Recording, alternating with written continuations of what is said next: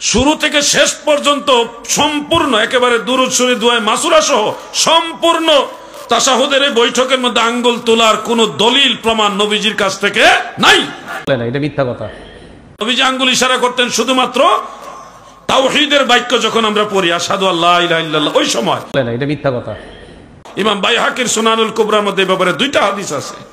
একযোগে সকলে এটাকে জয়ীফ বলেছেন, দুর্বল বলেছেন। এটি বিশুদ্ধতার মানদণ্ডে উত্তীর্ণ নয়, সঠিক কোনো হাদিস নয়। তাহলে এখানেও সুন্নাহর খেলাফ আমল হচ্ছে। নবীজি যেটুকু সময় ইশারা করতেন ওইটুকু না করে উনি আরো বাড়াইয়া অনেক সময় আঙ্গুল ইশারা করলেন। নগদ মিথ্যে।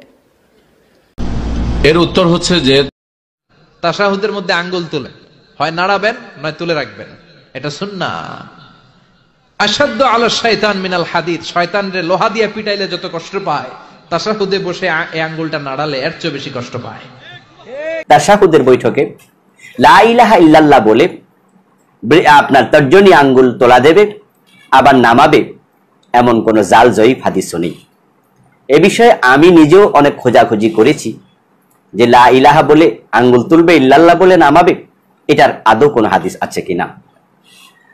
বরং হাদিসে পাওয়া যায় রাসূল সাল্লাল্লাহু আলাইহি সাল্লাম যখন নামাজে বসতেন, বসার পরেই তিনি আঙ্গুল দিয়ে ইশারা করতেন, অর্থাৎ তিনি হাতের আঙ্গুলগুলো বৃদ্ধার সাথে মধ্যমাকে জড়ো করে তারপরে তর্জনী আঙ্গুল এইভাবে তুলে রাখতেন। কোন হাদিসে পাওয়া যায় তিনি নাড়াতেন, কোন হাদিসে পাওয়া যায় তিনি ইশারা করে রাখতেন, তুলে রাখতেন।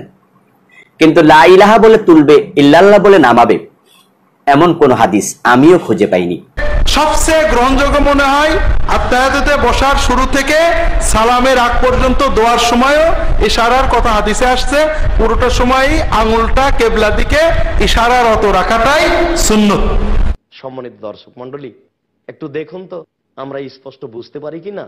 প্রথম দুইটি আঙ্গুলকে আমরা জমা করি, কনিষ্ঠ এবং তার পরের আঙ্গুল। তৃতীয় আঙ্গুলটাকে টেনে নিয়ে এসে বৃদ্ধা আঙ্গুলের পেটটা তার নখের উপরে লাগাই। বৃদ্ধা আঙ্গুলের পাশের আঙ্গুলটা এভাবে রাখি, দাঁড় করে রাখি।